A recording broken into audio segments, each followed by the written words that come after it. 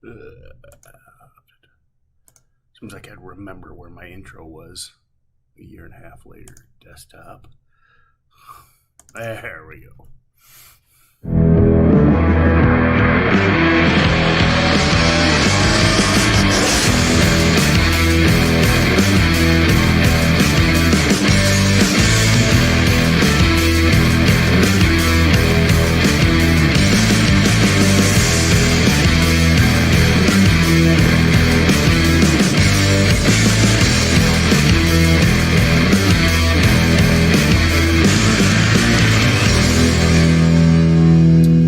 Good morning, everyone. Welcome back. Right off the bat, my number one as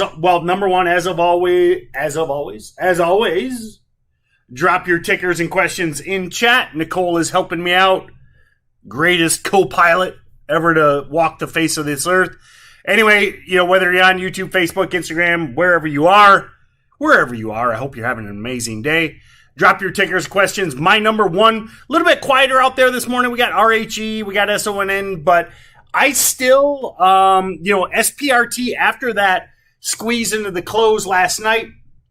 Loved the fact that it pinned, it pinned 40 basically in at the 8 where's my alpha brain? 8 p.m.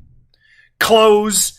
And then kind of chopping around in pre. But again, my number one would be a VWAP reclaim on SPRT, probably risking at or around red on the day.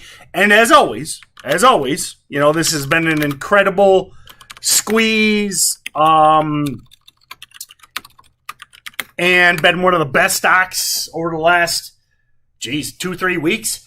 And as always, if it dies, it dies. Okay, this is, I have said it, and I've said it, and I've said it.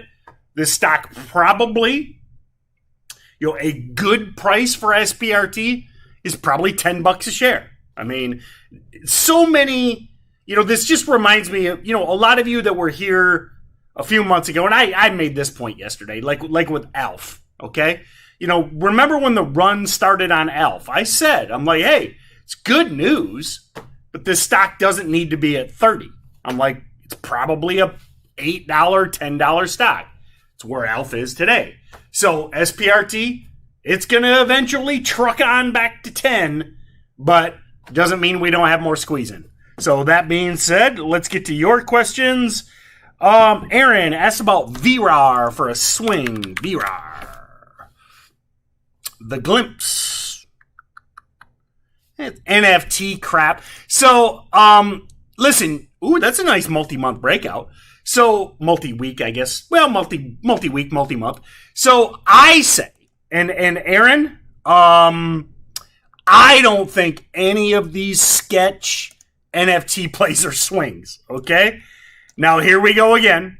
If you're on Instagram, I'll show you the gray beard, okay? I think I was in front of the camera. All right. I'm boring, I'm old, but I want to keep you safe. I'm still here 15 years later, okay? So, in my opinion, none of these sketch NFT plays are swing trades, all right? And you can hate me if you want. You can leave the webinar if you want. I'm glad you were here for a few minutes, but I would look, again, great breakout yesterday. 9 million float. Terrible volume, though. Terrible. Ugh. Ooh. Million shares traded. So, if this is your favorite, you can trade dip and rips. You can trade afternoon VWAP holds. But it's a money-losing, super-duper sketch NFT play. I just don't hold stuff like this overnight. Ooh. Yeah. Oh, my gosh. What is it? Jesus. Oh, get out of here. I'm not even going to. I was going to joke about the webpage, but I'm moving on. Kenneth Hibbett says RNXT. So anyway, I don't need notes. I'm not even. And again, no offense. I'm not even going to write any notes down on RNXT or on VRAR. RNXT. Microfloat, great run in the close. Red to green over 16. Ooh. Yeah. Oh, yeah. So this was that. this is that recent issue. I really like this, Kenneth. And Kenneth, well done. I love your breakdown. And I just really love it when you guys it's one thing just to throw out a ticker. Like, hey, Tim, what do you think about, I don't know, AMC? AMC's the one. People will type AMC in chat over and over and over again. And just the ticker. So I love it. Kenneth, breaking it down. Microfloat, great run in the close. Is it a red to green over 16? Yes, it is, Kenneth. And I think this thing could really get some legs on that red to green. Float, recent issue. Because you think about something like RNXT, there's no bags. And ultimately, that doesn't guarantee that this thing can run.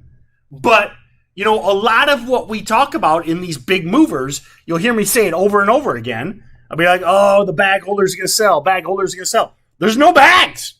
There's no. You can't. It's basically as incompetent as you could possibly be as a trader. You can't be a bag holder in this thing. As long as you didn't buy yesterday at, listen, if you bought yesterday at 4:30 in the afternoon, but that's only the dumbest of the dumb people bought at 4:30 and are still holding right now. So if you're dumb enough to buy RNXT in after hours and still hold $3 a share lower, you only got enough money to your name to probably buy like one share. You're like, okay, man, 2 Happy Meals at McDonald's, 2 Happy Meals, 1 share of RNXT. Dozen donuts, 1 share of RNXT. I'm going to go for 1 share of RNXT. Anyway, Apple swing trade. Listen, Brian, I've said this for 2 years, and all it does is go higher. I've said it, and I've said it, and I've said it. If I ever go to the wilderness for 2 years, okay, if I decide to go off grid for a year or 2 years, I'm buying Apple, okay? And now, listen, it's the biggest company in the world, second biggest, it's either the biggest or the second biggest publicly traded company in the world. You got to have realistic expectations, okay? Apple isn't going to go up 40% today, but if you squirrel it away in your IRA, your long-term account, all Apple does is go up 1% a day every single day, and it will for the foreseeable future, in my opinion. So, RHE, low floater, yeah, so RHE is exactly what we look for. ScamX stock. Nice close on RHE last night. Microfloat. People love to get short this thing. So I would say dip and rips over 12. Or even, this is that one. I'm going to finish on RHE. And 945 dip and rips. And this is a term I use a lot. I think a lot of you understand it. Maybe some of you don't. But I say VWAP reclaims, and then I say whole dollar, half dollars all the way up. Okay? What does that mean? I think you can trade 12s, 1250s, 1350s. Because again, microfloat, everyone loves to short this. All of those whole dollar, half dollar points are going to be panic points.